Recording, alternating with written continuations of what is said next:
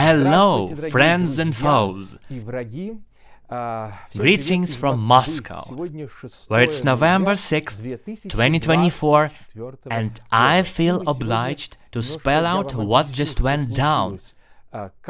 Trump is victorious, a fine reason for all the right people to celebrate. Let's talk about what this means now for Russia, Ukraine, the USA, Europe, and everything else around the globe that makes people's hearts race.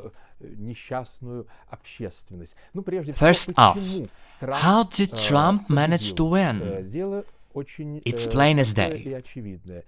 American voters and taxpayers are fed up to the gills with parasites. These parasites haven't just been gobbling from other tables. No, they've grown more brazen, more swinish. They've become marauders, swarms of Africans and illegals from Latin America, looting the hands that feed them, even committing rape and murder, and the leftists are to blame. They empowered these leeches, shoving them down voters' and taxpayers' throats. When you hear Democratic Party or liberal, your hand should fly up, ready to catch these liars by their ugly claws. Same goes for any phony hypocrites, because they are not liberals. True liberals have always defended free individuals against the brainless mob, especially when that mob is a pack of slackers. And this is the dictatorship leftists are up for. Leftists always champion what they pompously hail as the collective, but that's hogwash, because people differ in intellect and countless other capacities. So how can anyone think they can melt together what's unmeltable? It's impossible. But that's exactly the mismatched union of empty vessels that leftists keep pushing. And they violated the core principle, equality, specifically equality of opportunity. The leftists swapped it out for a push of equality of outcome instead, and that's real fascism, a crude, vulgar form of it. They cancel, they suppress, they push their preferences into hiring, development, and the like. They replace those who work hard, those who bring the right skills, those who fit better for this task or that, with mediocrity, total losers, or sometimes even the completely inept. All because they demand equality of outcome. And mark my words, that road leads straight to fascism. This so-called positive discrimination is blatant fascism and racism too. We've got to fight back. Besides, these leftists haven't just burdened the hard-working, tried and tired voter with throngs of illegals, tens of millions of invaders and occupiers. Oh no, that wasn't enough. They've dumped entire countries of slaggards on the backs of tax-paying citizens, whole bloody countries.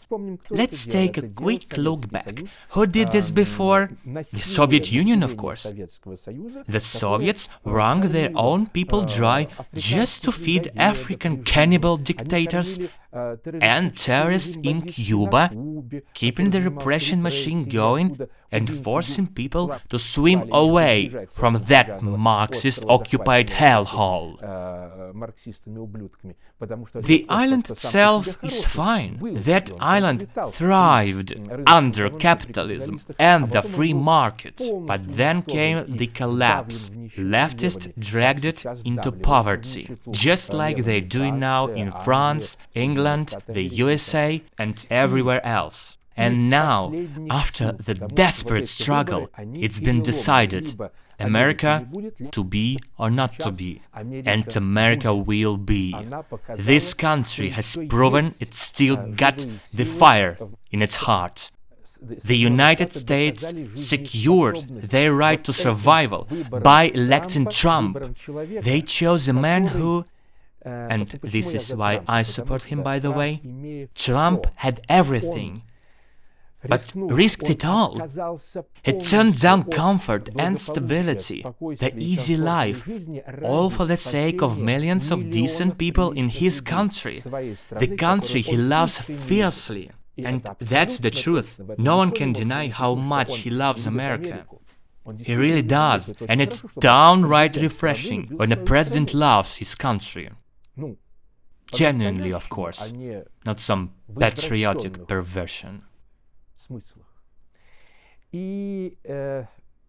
The leftists pulled out all their usual tricks, their criminal terrorist ways of dealing with political opponents, because that's what leftists and Bolsheviks do: plunder, terrorize, strip people of their property.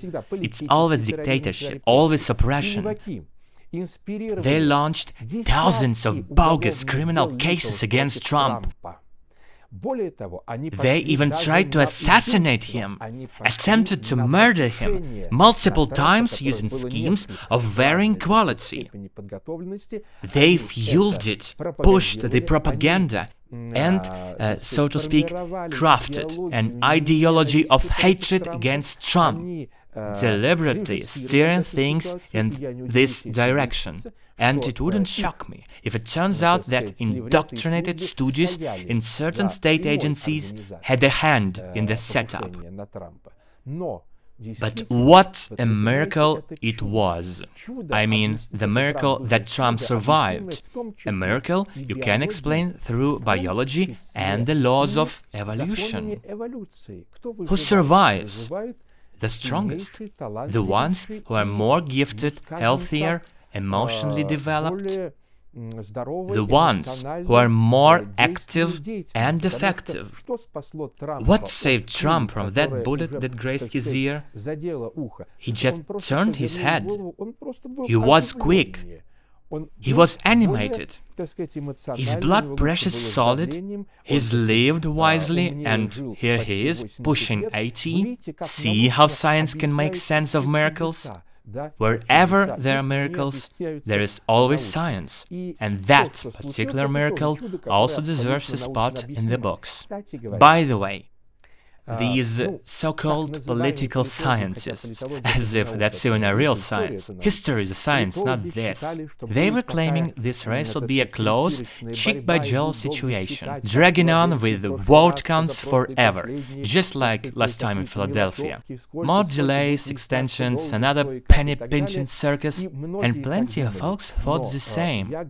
But I said from the start, the outcome would be clear. If no cheating happened, the leftists would be crushed. And that's exactly what went down. Total squelcher, not some close win. Why so?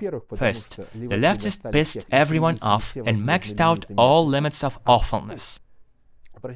And second, we've all heard how Trump is despised by hoodlums and leeches. Yeah, we know the tune. But how much did we actually hear from American media about how people really adore Trump? Hardly a word on how the average Joe, the simple worker or office clerk, truly supports him. And why is that?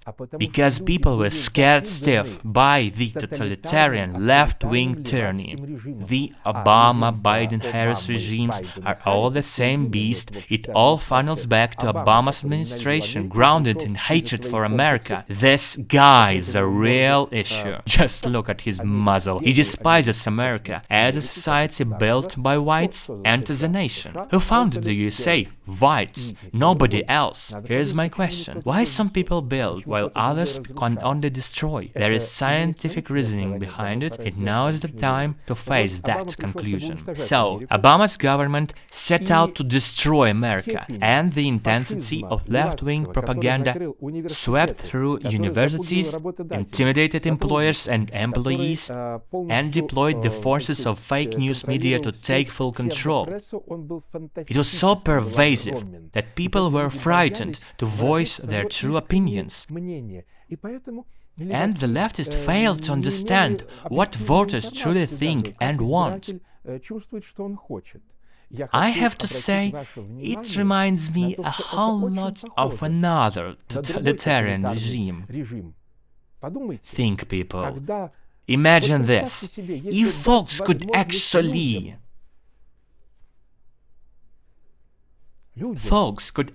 speak their minds without fear of punishment or repression, if we just followed the Constitution, a true, undeniable freedom of speech, freedom of conscience. Do you know what they'd say, how they'd vote, what they'd demand? You get it very well, don't you? And those who seized power get it too, but they fear it. So they stomp out any flicker of life. These leftists in the USA tried, and they failed, because unlike there, they have deep-rooted values of freedom. The torch of liberty, the one safeguard against tyranny, lasted just long enough to make this victory possible. Next, what awaits Trump, the USA, and us in the coming days, weeks, months, and years? First, we need to brace for resistance from the usual sluggards and thugs and their whole criminal gang, the so-called Democratic Party, which has nothing to do with democracy. It's a fully organized left-wing totalitarian crime syndicate. They've committed an avalanche of offenses, from corruption to abuse of government power. Among the worst, and it demands punishment, is hiding from voters the truth about Biden. Biden, the imposter, the placeholder-in-chief, cannot be president under any circumstances due to medical incapacity. The entire administration was in on this cover-up, just like a pack of mobsters, sweeping their mess under the rug. And of course, the full-blown corruption, the outrageous squandering of billions of dollars from the national budget, both domestically and abroad. Now it's crucial to investigate every inch of this, and it will be, especially with Republicans holding the majority in Congress. But darlings, of course, any criminal syndicate won't just sit still and wait. It'll fight back. They'll kick up a storm in the media, crying, shrieking, wailing, howling, just like leftists love to do. Hysterical drama queens, sobbing, tearing what's left of their hair to shreds. What a freak show. And then, new assassination attempts on Trump and his team. They'll keep coming and get worse, because now the bad guys are cornered and forced to strike. Rats trapped in the USA, trying to take one last bite. They've already tried, and since there is no way out, it only escalates. Yes, both Trump and his team and Elon Musk, who hypothetically should become the next American president, they all have to bring their lives under absolute protection. They've got to be most vigilant, on high alert, while working to heal, to repair the nation. And it's a hard pill to deliver. They should keep their guard up like never before. What else should we expect? What sabotage will they inflict? Because last time Trump's actions, brilliant actions, suffered a lot from political do-nothing obstructionism. The main challenge for Trump or any other decent person or successful businessman Take Elon Musk, Javier Milei, or even me, for example. Well, any alright citizen who wants to pursue social, political, or scientific work is to cut down the state apparatus, otherwise it evolves into a usurping totalitarian machine. It starts breeding officials beyond any measure. These officials begin to identify themselves with the entire nation and the motherland, not even themselves, but their superiors, those department heads, dogs, well, you know what.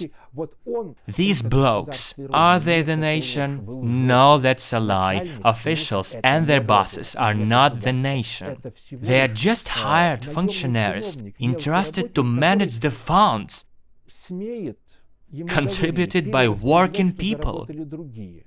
But when they start padding the pockets of deadbeat sponges, or themselves and their cronies, or when these mutts are brazen enough to spout ideology and spew brainwashing slogans from the podium, such officials need to be kicked out, get it? Kicked in the butt, and hunted down, and preferably locked up. Such officials have gone too far. And now to business. Why also am I so fired up about the good tidings from Trump's victory in the USA? Because Trump's triumph represents, above all, the triumph of the transfer of power concept. This concept is marvelous and worth celebrating. And you know, just to see it working somewhere, in some other land, some people get to enjoy it, some don't for decades. But this concept simply must be. It's urgent. Otherwise, horrible things can happen. Terrible, bloody, impoverished outcomes if there is no peaceful transition. It must be established absolutely everywhere. This is crucial for all bipedal primates. The transfer of power must be secured. And the leftists, those eager to shackle Trump, to kill him, to denigrate, they were desperate to usurp power fully, to block any transfer. The whole deep state shebang isn't even something institutional. No, it's like an autonomic reflex that connects all the word scoundrels.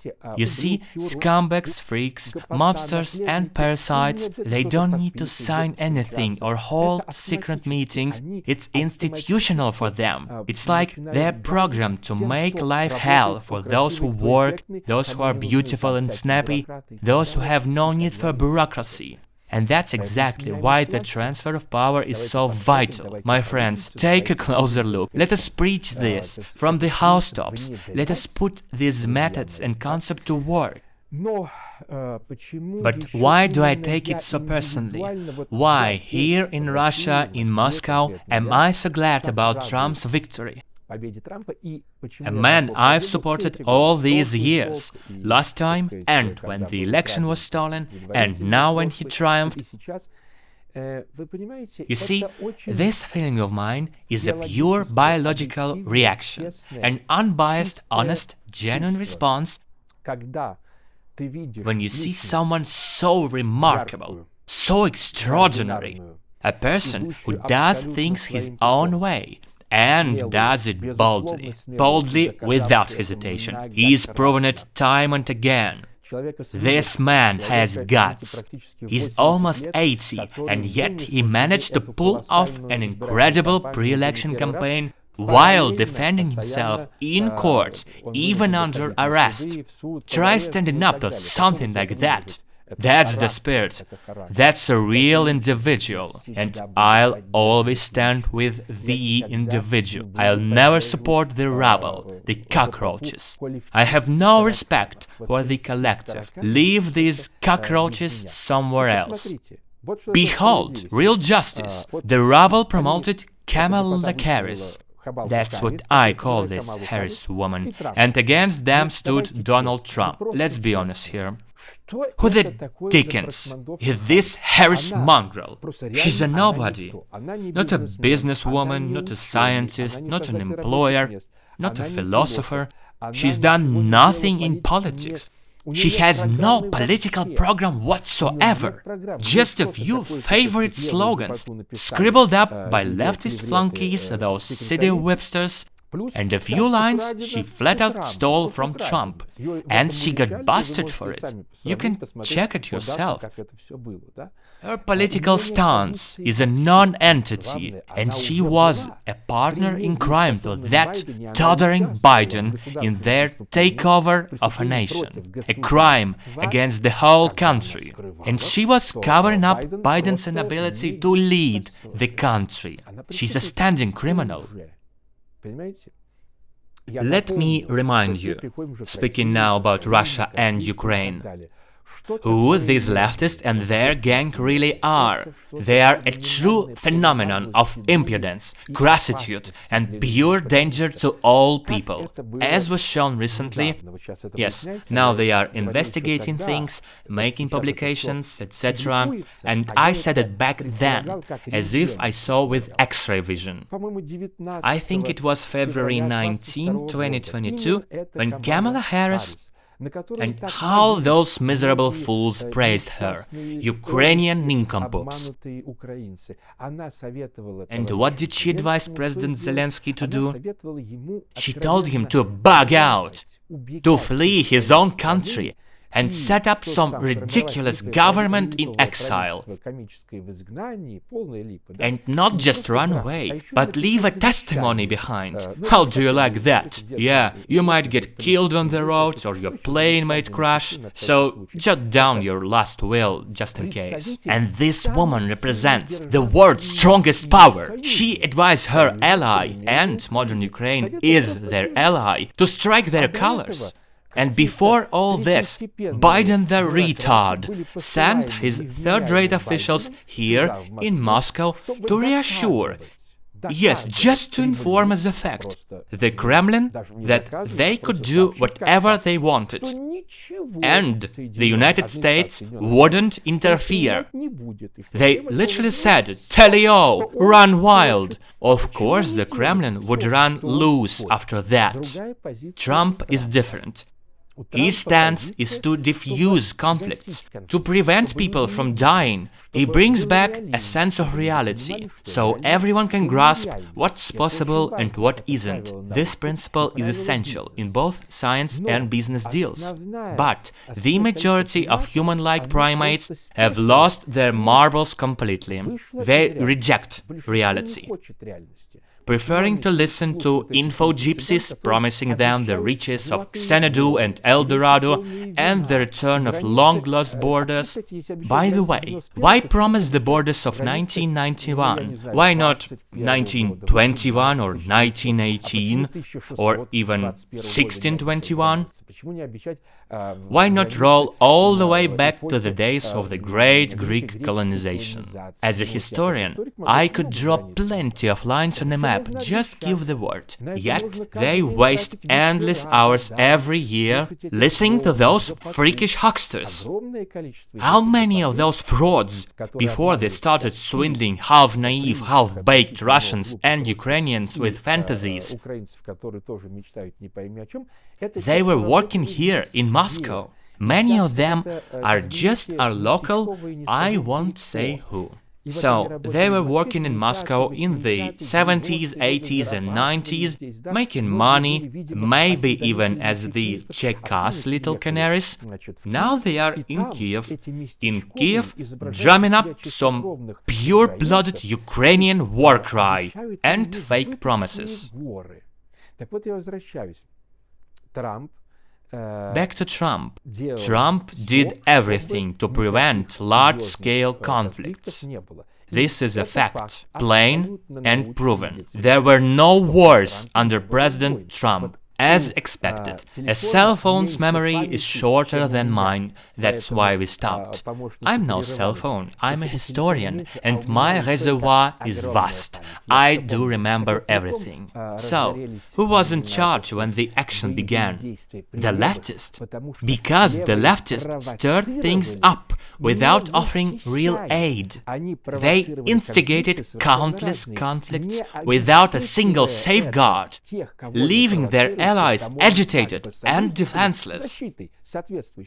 Your defense must be as strong as the enemy you're up against. If the defensive line is underprepared, you are naked. That's no shield. It's a scam that's cost hundreds of thousands of lives.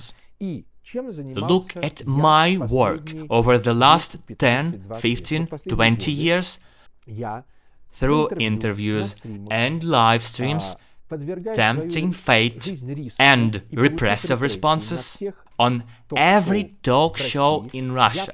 I was there trying to rein it in, to halt, to stanch the common disaster. I used every means possible, deflecting hysterical pot shots from both sides, because I knew it would be a nightmare. Trump, with ample means at his disposal, followed the same path as mine, for as long as he was in charge. Then came a recess for several years, nobody listened to me, and he wasn't allowed to finish what he'd started. The rest, you know. It echoed across the entire globe, because there is massive tension worldwide. We know about Ukraine, the Middle East, quarrels within Europe, and the spat between Europe and the USA. There is also a multi-layered conflict between the USA and China, and so on. The world is full of conflicts, so why highlight just one conflict among many?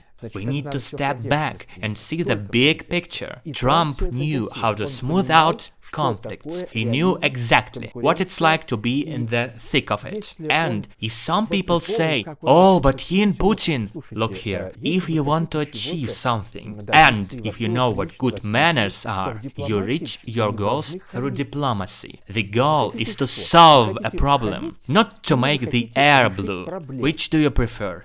To make noise and show off, you've done that already, or to finally get on with it? I assume it's better to do things right than just make noise. If someone is strong enough, his voice carries without needing to throw around tanks and rockets. For a man like that, it's enough just to talk peacefully, with a smile on his face. But his words hit like a ton of bricks.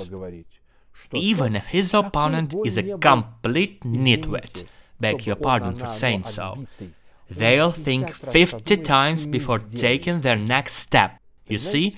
And Donald Trump is a basher in this kind of conversation. But then come the leftists, with their usual "you're so great" tune. Your greatness couldn't scare a fly. No real borders, no budget, no economy, half the population has fled. Stick your greatness where it fits. See what I'm talking about? See the difference now? Onward. Today, my social media is packed, not only with joy and fiesta, but also with loads of political questions and rants. The elections happened in the United States, but the questions I'm getting aren't about the United States. They're either about Russia or, more often, about Ukraine. Folks, do you realize how twisted and paranoid this focus is? We should be talking about what this means for the United States. It's the President of the United States who was elected, not the President of Ukraine, not Russia, not Finland, not China. People, you need to fix your mental issues first and learn what honesty really means. Honesty is when you're not trying to pawn off your own problems onto other people or countries to solve. But plenty of Russians, even some of the good ones, and even more Ukrainians, not all of them, I know marvelous, beautiful Ukrainians, my followers, truly wonderful people I'd support and protect with all my will, are desperate to bypass their troubles to other people and other countries, even those far away. What scoundrels!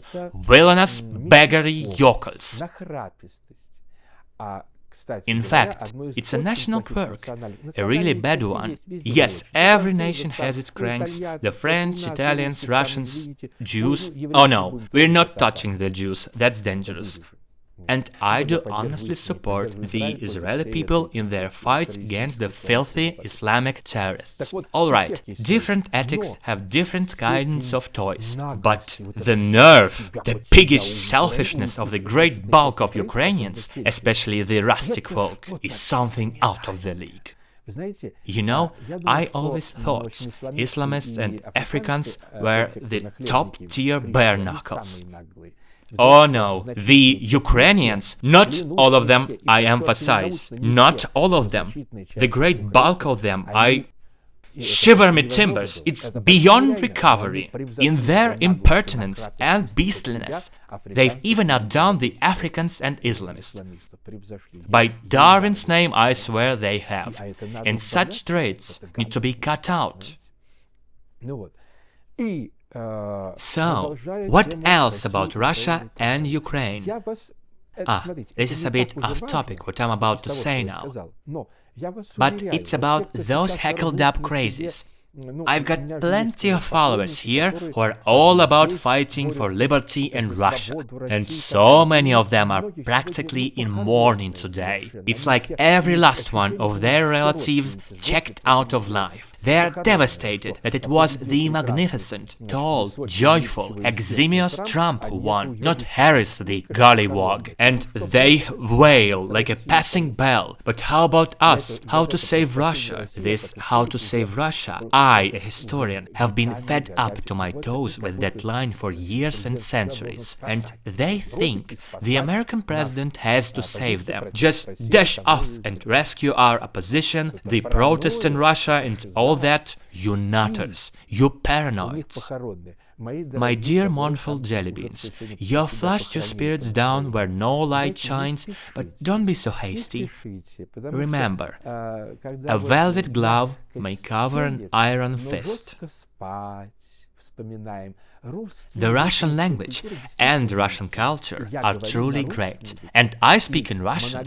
And my monograph, the most important book I'd say, and I can prove it, about the history of Russia, the Russian Empire and Russian imperialism, my monograph, the first scientific history of the War of 1812, is also written in Russian, not in any other language, not English, nor Ukrainian, nor Estonian, as a monograph of such caliber on Russian imperialism ever been written, none but Russian, because it's absorbed all the wealth of English, French, Italian, and their mutual genitor, Latin. It's taken in the best. Russian is not some gimpy dialect of the churl. No, it's a grand civic language. I know hearing this may scratch at your feelings, but it's a fact. And don't blame me for saying it. It's my duty as a scientist to tell you the truth. There is a big difference between me and those info gypsies who fill your heads with pipe dreams and delusions. I tell it like it is. And how it will be. That's why my forecasts are spot on. 25 years ago, when I was just a kid, a youngling, just look, I gave an interview to Svetlana Konygin back in 2002. I predicted everything, making notes somewhere with a doodle or squiggle or double tick, and watch it well. My followers found this recording about a year ago, and just like diamonds, I'm forever. And I'm glad about Trump's victory simply because it's aesthetic, it's logical, it's exactly how it should be. Look at Trump, he is a president, the bona fide president of the USA. Kamala just doesn't fit. Besides, this Kamala, the one who caused so many Russian righteous tears with her defeat, is mentally unsound. She's inadequate. Her cackling is unsettling, and laughter, pardon me for saying so, reveals a lot about one's true nature. Laughter can do a lot of good, but it also reveals plenty. In her case, it reveals a mental disorder. No remedy. Some other aspects of what's happened and what's coming up, more details about Russia, Ukraine and Zelensky too, I'll cover in our next live stream. It'll take some time, so be ready, stay in line, and don't forget my previous live streams. Because what I said a year ago, or 2, 4, 7, 8 years earlier, that's exactly what's unfolding right now. Any topic of the day, juicy and fresh, you can believe it's hot. Hot wire scoops from elsewhere go dead cold in seconds. But my interview from 2002, given 22 years ago, that's the order of the day. My articles in Kommersant from 2004, 2005 and so on, those are real-life events right now, 20 years later, and no one understood it back then, not even those who ended up crushed by the totalitarian machine. They are victims, sure, but they're also co-participants, because they failed to grasp it, to warn us, to handle things the way they should have been handled. And to all the businessmen who don't bankroll education and those fighting against dictatorship as they should, or to those who did bankroll but dumped their money into the pockets of leftist miscreants. I won't name one foundation in particular, but you know what I mean. They are thieves, and not just any thieves, while squeezing cash out of you. They've stirred up people, even school kids, and thrown you under the cops' bludgeons for nothing. Meanwhile, I was neck-deep in science and education. I gave you the explanations about what's going on and what you should do. I was hacking away at this regime at its roots, and I'm still at it. Don't you see? There is a time and place for everything. I was sounding the alarm about this regime's madness 25 years ago. And 20 years ago, and 18. But little by little it got too late, and now we wait for another chance. But these scuds skimmed your cash and told you to smash your head on a solid wall.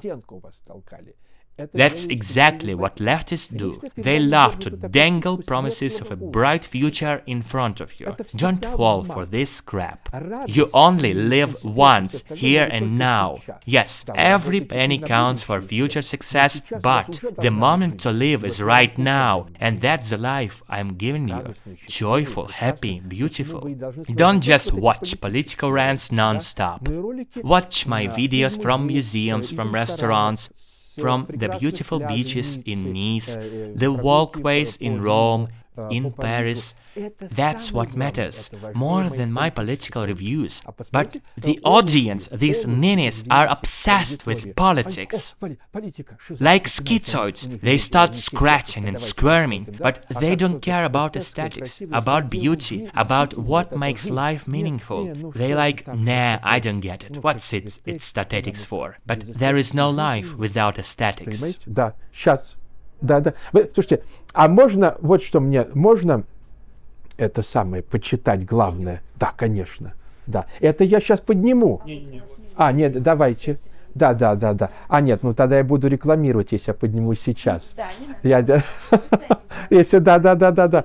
Но правильно, вы знаете что, вы мне правильно сказали поднять бокал. Вовремя. My dear friends and especially... Сейчас я уделю тоже. Especially foes. Я пью за здоровье немногих, но близких друзей. I drink to the triumph of the individual, the value in itself. Honestly, I could care less what actions Trump will take now. It's just right. The character who stands tall, prevailing over grey mediocrity, all those bummers, those deep state mobsters, and that